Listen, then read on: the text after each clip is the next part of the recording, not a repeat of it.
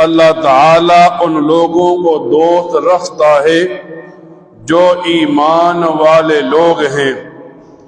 اب ایک آدمی ایمان لے آیا، ایمان لانے کے بعد اس کے لیے یقین ہونا چاہیے۔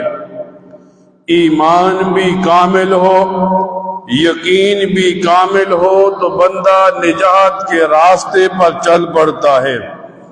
اگر ایمان میں کمزوری ہے، اگر یقین میں کمزوری ہے تو آدمی ناکام ہو جاتا ہے۔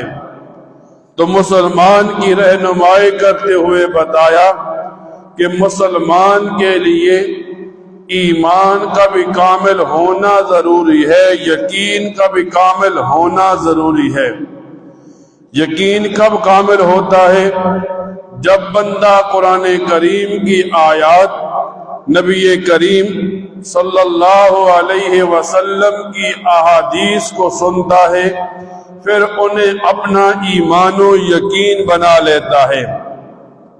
نبی کریم صلی اللہ